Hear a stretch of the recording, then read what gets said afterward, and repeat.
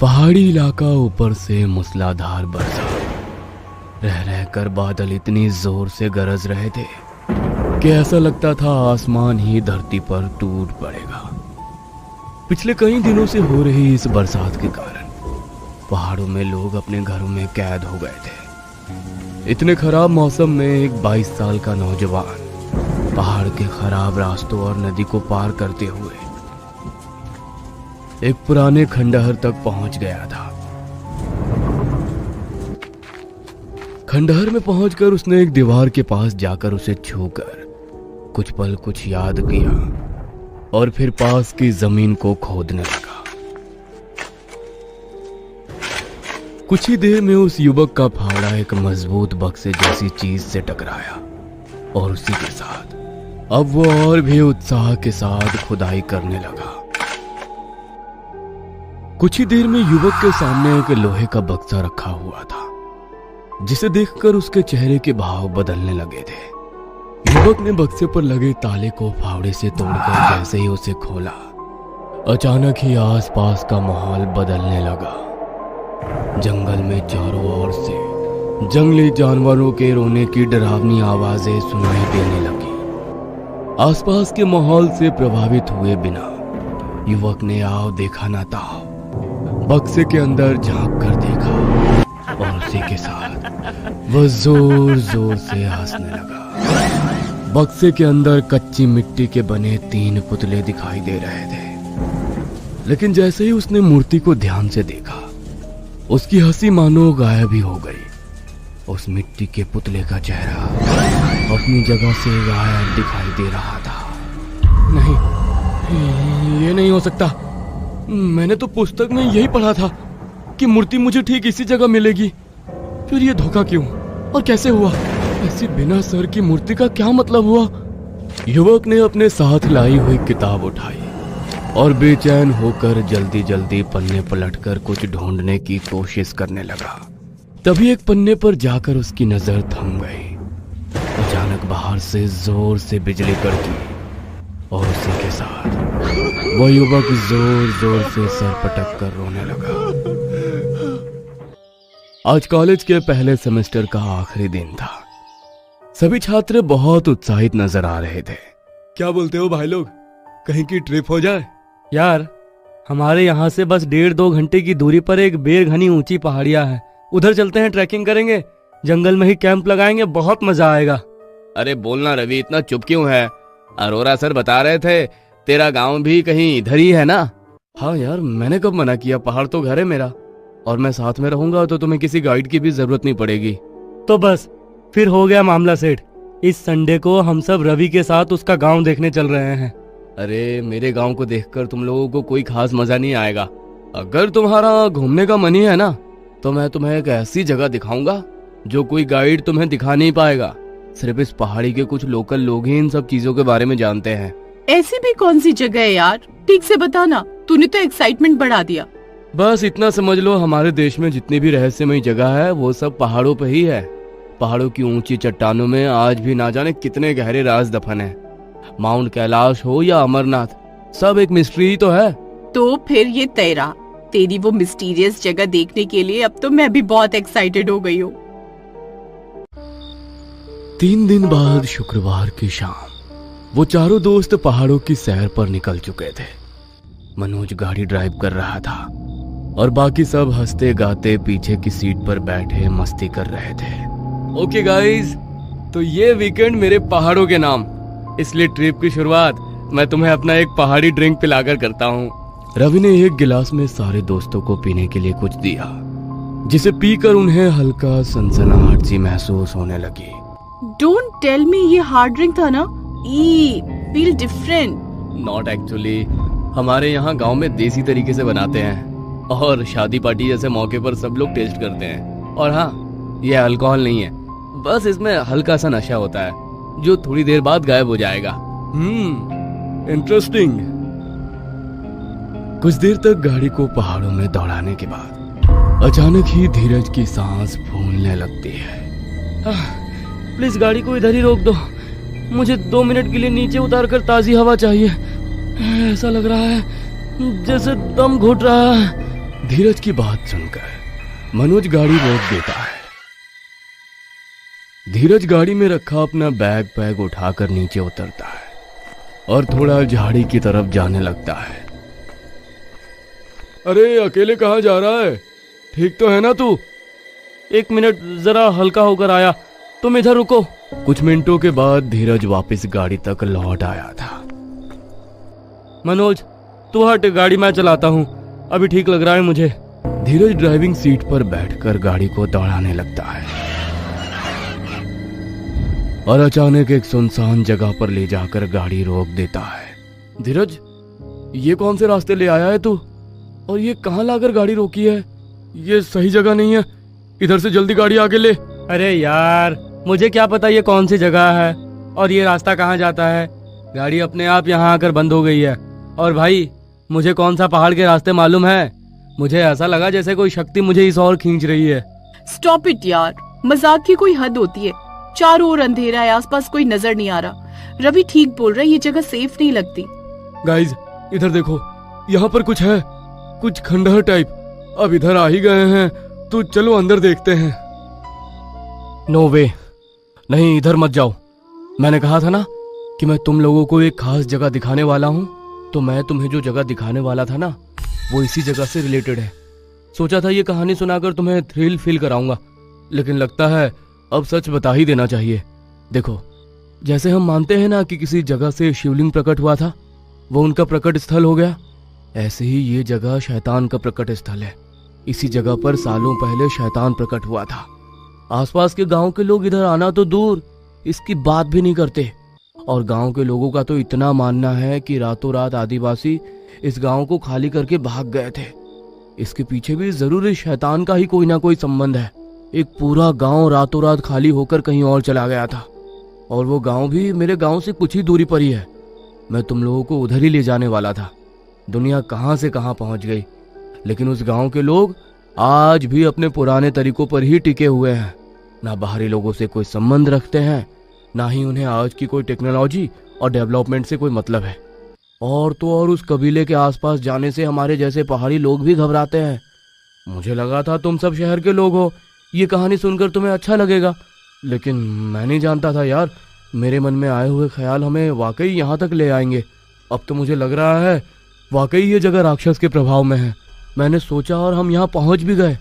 अरे यार, इसमें इतना डरने जैसी क्या बात है? ठीक है, वो बाहर के लोगों से कोई कांटेक्ट नहीं रखना चाहते, ये उनकी चॉइस है। इस सबको इतना हाइप करने की क्या जरूरत है? अभी भी दुनिया में ऐसे बहुत से कबीले हैं जहां आदिवासी अपनी पुरानी परंपराओं के साथ रहते हैं। मैं तो अंदर जा रहा हूँ। आज के टाइम में शैतान कोई है तो वो बस इंसान है, तभी तो बाकी के सारे शैतान ऐसे खंडहरों में जाकर छिप गए हैं। धीरज ने खंडहर में अंदर कदम रख दिया था और मोबाइल की रोशनी में वो अंदर देखने की कोशिश करने लगा था। धीरज के जाने के बाद मनोज, रवि, मधु भी एक एक करके अंदर जाने लगे। ये क्या है? बिना सर की मिट्टी की मूर्तियां, ये कुछ अजीब डरावनी से नहीं लग रही? मुझे दिखाओ, तुम लोग छूना मत। रवि टॉर्च की रोशनी में मूर्तियों को देख रहा था कि तभी मधु के चीखने की आवाज सुनाई देती है। क्या हुआ? तू ठीक तो है ना? मेरे हाथ पे कुछ है, इधर इधर बाजू में लग रहा है कोई मांस को तर रहा है। मधु की बात सुनकर मनोज जल्दी से उसकी शर्ट की बाजू फाड़ देता है, जहां एक बिच्छू उसकी बाजू में डंक गड़ाए नजर आता है। रवि पास में पड़े डंडे की मदद से बिच्छू को अलग करने की कोशिश करता है, लेकिन जब बिच्छू पकड़ को ढीला नहीं कर रहा था तो मनोज हाथ से उसे हटाकर दूर फेंक देता है। मधु दर्द से बेहाल हुई जा रही थी। उसकी बाजू से खून बह रहा था और मनोज के हाथों में भी बिच्छू ने डंक मार दिया था, जिससे उसके हाथ भी घायल हो गए थे। चलो यहां से, बस अब बहुत हुआ। ऐसा लग रहा है जैसे यहाँ पहले भी कोई आया था। ये देखो, यहाँ किसी ने थाल सजा रखी हुई है। इसमें ये क्या है जिस पर मक्खियां भिनभिना रही हैं? शायद मांस है, इसीलिए मैं यहाँ आने के लिए मना कर रहा था। यहाँ चारों ओर काले तिल बिखरे हुए और खून से कुछ अजीब से निशान भी बने। और ये काले दीपक, ये सब नॉर्मल नहीं है यार। वहां का माहौल और मधु के साथ हुई घटना के बाद वे चारों वापस लौट आए थे। रात काफी हो गई है, मुझे लगता है हमें आसपास ही कहीं रुक जाना चाहिए, कल सुबह लौट जाएंगे। खंडहर में घटी घटनाओं के बाद चारों दोस्त कुछ दूर पर बने गेस्ट हाउस में लौट आते हैं। मधु कमरे में अकेली थी और बाकी दोस्त अलग कमरे में थे। आधी रात को मधु की आंख खुली तो उसे महसूस हुआ जैसे उसके कमरे में कोई पांव घसीट कर चल रहा है। मधु ने चौंक कर लाइट जलाई तो सामने का नजारा देखकर उसके होश उड़ गए। कमरे में वही मिट्टी का पुतला रखा हुआ था जो उसने खंडहर में देखा था, लेकिन अभी सामने उसका सर भी दिखाई दे रहा था। ये कैसे हो सकता है? जरूर मुझे कोई वहम हो रहा है। मधु बिस्तर से उतरी और धीमे कदमों से उस पुतले की ओर बढ़ने लगी। अचानक ही मिट्टी के पुतले की आंखें ऐसे चमकने लगी जैसे वो कोई बेजान पुतला ना होकर कोई शैतानी जीव हो। और अगले पल उस पुतले ने अपनी आंखें खोल दी, जिसे देखकर मधु की चीख निकल जाती है। मधु दौड़कर दरवाजे की ओर जाने की कोशिश कर ही रही थी, लेकिन उसे महसूस होता है कि कमरे में चारों ओर गीली मिट्टी का दलदल जैसा बन गया है, जिसमें से वो चाह कर भी अपने आप को बाहर नहीं निकाल पा रही थी। मधु जोर जोर से हाथ पैर चला रही थी, लेकिन हर गुजरते पल के साथ वो नीचे धंसती जा रही थी। दलदल अब उसकी गर्दन तक पहुंच गया था। तभी मधु के कमरे का दरवाजा खुलता है और रवि, मनोज और धीरज वहां पहुंच जाते हैं। मधु, क्या हुआ तुम्हें? ऐसे जमीन पर क्यों गिरी हुई हो? इसकी हालत कुछ ठीक नहीं लग रही है। अरे, इसके पूरे शरीर पर यह गंदी गीली मिट्टी कहां से आई? कहीं बाहर गई थी क्या ये? कुछ समझ में नहीं आ रहा यार। अचानक मधु की आंख खुली तो अपने दोस्तों को आंखों के आगे देख वो जोर जोर से रोने लगी। वो मिट्टी का पुतला मेरा पीछे करते हुए मेरे कमरे में पहुंच गया। वो देखो, वहाँ दीवार के पास है। रवि बिल्कुल ठीक कह रहा था, शैतान है वो। हमें वहाँ नहीं जाना चाहिए था। अरे शांत हो जा मधु, कुछ नहीं है, तुम एकदम ठीक हो। थोड़ा आराम करो। अगर तुम्हें एतराज ना हो तो मैं तुम्हारे कमरे में रुक जाऊं? हाँ, प्लीज मुझे अकेला छोड़कर मत जाना। कुछ देर बाद मनोज ने मधु को समझा बुझाकर बिस्तर पर सुला दिया था और खुद वहीं पास में ही पड़े हुए सोफे पर आंखें बंद करके बैठ गया था। लेकिन रह रह कर मधु के पांव में लगी हुई वो मिट्टी और मधु की वो दलदल वाली बात बताना उसे परेशान कर रहा था।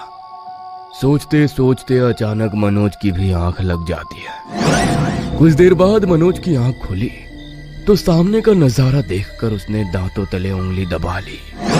कमरे में हर तरफ गीली मिट्टी के निशान बने हुए थे, जो दीवारों से होकर छत और फिर खिड़की पर जाकर खत्म हो रहे थे। कहाँ गई मधु? और उसके पैर के निशान छत और दीवारों पर कैसे बने? ऐसा कैसे हो सकता है? कोई इंसान दीवार और छत पर कैसे चल सकता है?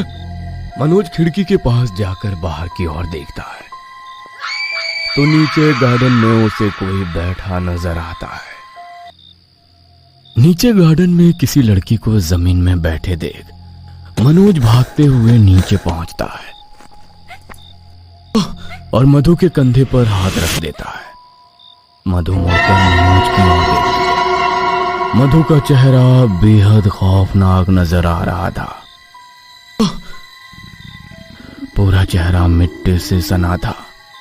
उसके दोनों हाथों में मिट्टी भरी हुई थी और वो दोनों हाथों से ठूस ठूस कर मिट्टी खा रही थी। उसके पूरे कपड़े और शरीर गीली मिट्टी से भरा हुआ था। उसकी ऐसी हालत देख मनोज के पैरों तले जमीन खिसक गई थी। ये क्या कर रही हो मधु? ये क्या हो गया है तुम्हें? होश में आओ, हम कल सुबह ही यहां से निकल जाएंगे, चलो मेरे साथ। मनोज का हाथ झटक कर मधु जोर जोर से हंसने लगती है और उसके बाद ऐसे चिल्लाती है जैसे उसे सामने से कोई आता नजर आ रहा हो। चीखते हुए वो अपने बाल, चेहरा और खाल नोच कर नीचे फेंक रही थी। उसके नाखून अचानक ही किसी जानवर जैसे बड़े हो गए थे, जिससे वो अपनी ही गर्दन और सीने को फाड़ डालती है और देखते ही देखते उसकी मौत हो जाती है। अपनी आंखों के सामने अपने दोस्त को मरते देख मनोज बदहवास दौड़ता हुआ रवि और धीरज के कमरे में पहुंचता है। वो मधु नहीं रही। क्या मतलब नहीं रही? वो मेरे सामने उसने अपनी जान ले ली। इम्पॉसिबल। अच्छी खासी लड़की ऐसे कैसे अपनी जान ले लेगी? तू चल मेरे साथ, होटल का सीसीटीवी चेक करते हैं। कुछ तो हुआ है उसके साथ। मैं इस बात को मान ही नहीं सकता। कुछ नहीं हुआ उसके साथ यार। मैं वहीं पर था, मेरी आंखों के सामने सब कुछ हुआ। किसी ने नहीं मारा उसे, उसने खुद अपनी जान ले ली है। मनोज के कहने के बाद भी रवि और धीरज को उसकी बातों पर जरा भी यकीन नहीं था, इसलिए वो दोनों उसे कमरे में रोता छोड़ होटल के सीसीटीवी रूम की ओर दौड़ पड़ते हैं। इधर मनोज अपना सर पकड़े बेतहाशा आंसू बहा रहा था और उधर रवि और धीरज सीसीटीवी रूम में पहुंच गए थे। वहां जाकर उन्हें नजर आता है कि मधु अपने कमरे की खिड़की से किसी 4 पैर वाले जानवर की तरह दीवार पर चलते हुए आई और फिर गार्डन में बैठकर मिट्टी खाने लगी और अंत में उसने अपनी नाखूनों से खुद को ही चीर डाला। ये कैसे हो सकता है? कोई इंसान खुद को इस तरह से मार नहीं सकता। तुमने देखा? उसके नाखून तुम्हें कुछ अलग नहीं लग रहे थे? ऐसा लग रहा था वो किसी और के कंट्रोल में है, जैसे कोई और हावी हो गया था उस पर। तुम लोग मानो या ना मानो, उसके साथ कुछ गलत हुआ है और मुझे तो ये भी लगता है कि ये सब हमारे उस खंडहर में जाने के कारण हुआ। अरे बंद कर तू अपनी बकवास। कहीं ऐसा तो नहीं उस खंडहर की आड़ में तूने ये सारा गेम खेला?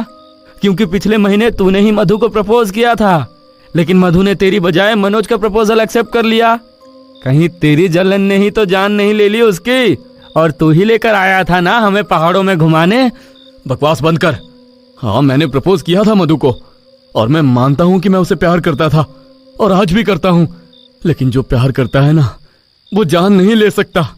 उसने बेशक मेरा प्रपोजल मना कर दिया था, लेकिन मैंने कभी उसका बुरा नहीं चाहा।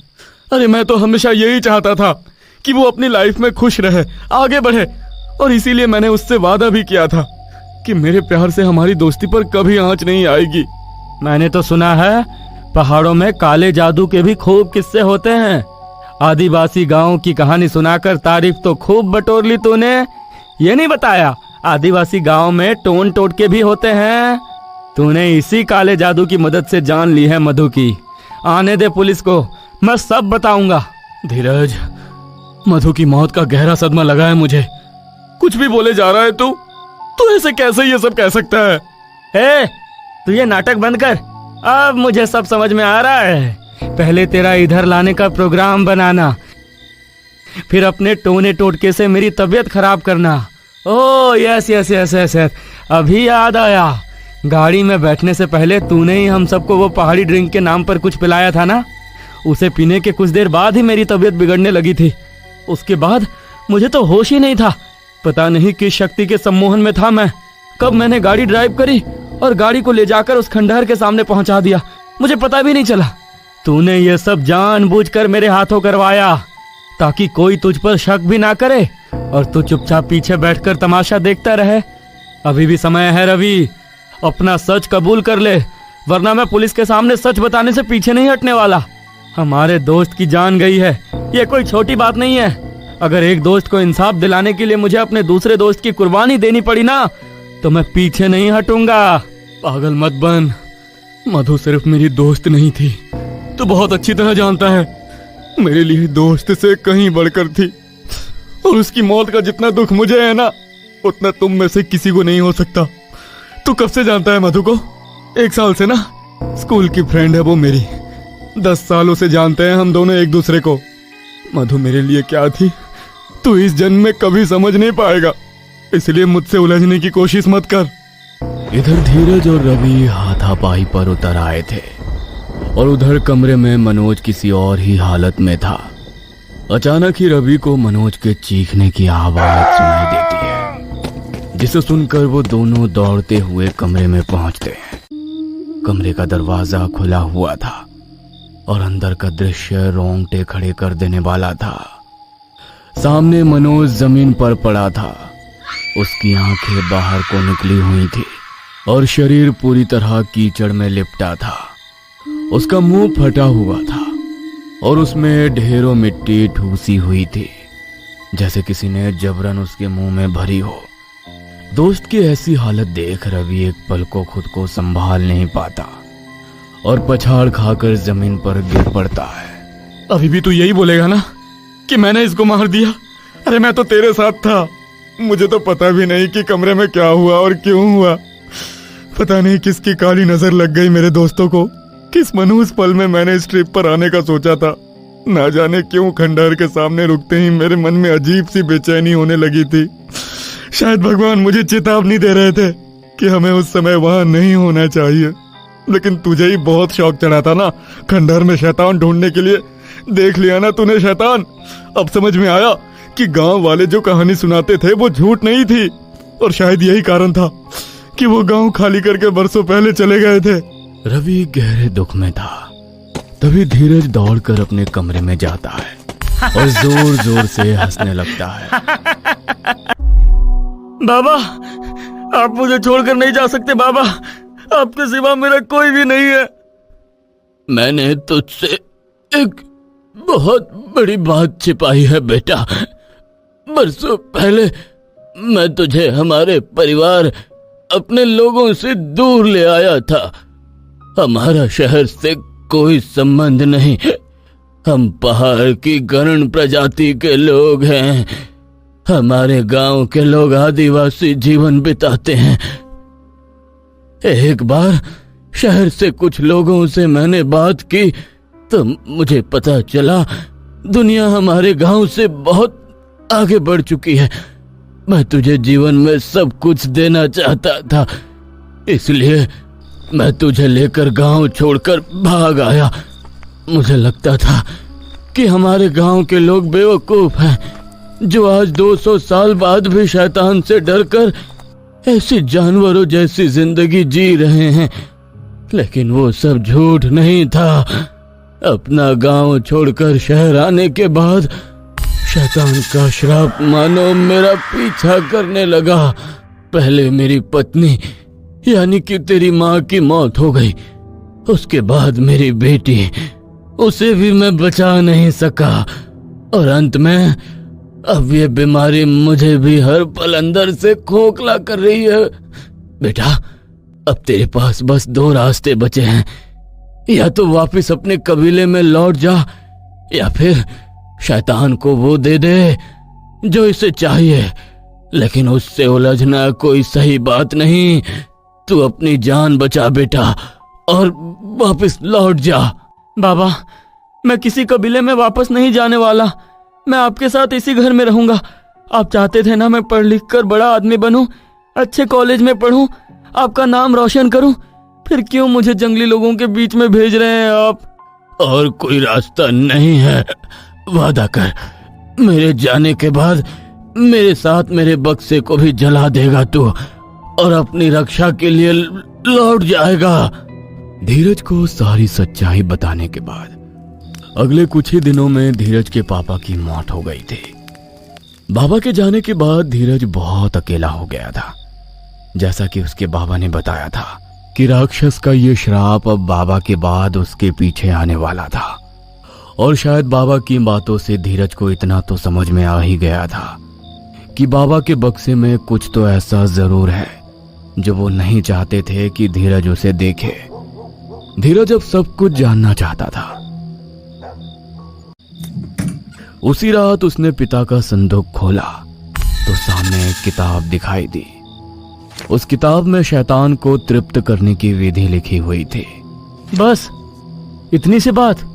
अगर शैतान को भगवान बनकर पूजने से शैतान का श्राप मेरे ऊपर से खत्म हो सकता है तो मैं ये करने के लिए तैयार हूँ। अब बस बहुत भुगत लिया मेरे परिवार ने। अब और कोई मौत नहीं होगी। धीरज ने किताब में बताए अनुसार खंडहर में जाकर शैतान की प्रतिमा को खोद कर निकाला, लेकिन उसने पाया कि शैतान का चेहरा तो गायब है। घबराकर उसने फिर से किताब के पन्ने पलटे तो आगे की विधि सुनकर उसके पांव सुन्न पड़ गए। शैतान केवल तभी भोग स्वीकार करता है जब उसे 2 मानव बलि समर्पित की जाती है।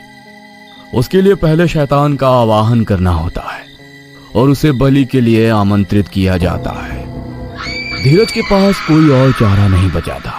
अपनी जान बचाने के लिए उसने शैतान के साथ समझौता कर लिया और कॉलेज में अपने दोस्तों के साथ पहाड़ों पर वीकेंड मनाने का प्रोग्राम बना लिया। चारों दोस्तों में से कोई भी ये बात नहीं जानता था कि धीरज का अतीत क्या है। रवि भी पहाड़ों का रहने वाला है। इसी बात का फायदा उठाकर धीरज उसे घुमाने ले जाने को कहता है और इस तरह किसी को शक नहीं होता कि धीरज ने ही सारा खेल तैयार किया है। आधे रास्ते जाकर धीरज ने पहाड़ों में सर घूमने की शिकायत करके गाड़ी रुकवाई और झाड़ियों के पीछे जाकर मनोज रवि के बाल, नारियल और 5 लोहे की कील रखकर उनकी बलि की शैतान को पेशकश दी। उसके बाद धीरज चुपचाप जाकर गाड़ी में बैठ गया और जानबूझकर गाड़ी को लेकर शैतान के खंडहर के पास पहुंच गया। वहां जाकर धीरज ने सबको खंडहर के अंदर आने के लिए उकसाया और अपने साथ लाए हुए बिच्छू को अंधेरे में मनोज की बजाय गलती से मधु के ऊपर छोड़ दिया। मधु और मनोज के खून के छींटे शैतान की मिट्टी की मूर्ति पर पड़ते ही शैतान ने दोनों को अपना शिकार चुन लिया और फिर होटल में पहुंचने के बाद शैतान मधु के पीछे आया और उसका शिकार कर लिया। बस अब कोई खतरा नहीं। शैतान को अपनी 2 बलियां मिल चुकी हैं। अब शैतान मेरा पीछा छोड़ देगा और मैं सुकून से अपनी बाकी की जिंदगी जी सकूंगा। इस कबीले का मैं पहला आदमी हूँ जो शैतान के श्राप से बचकर खुली हवा में अपनी जिंदगी बिताएगा। तभी धीरज को अपने कमरे में कुछ आहट महसूस होती है।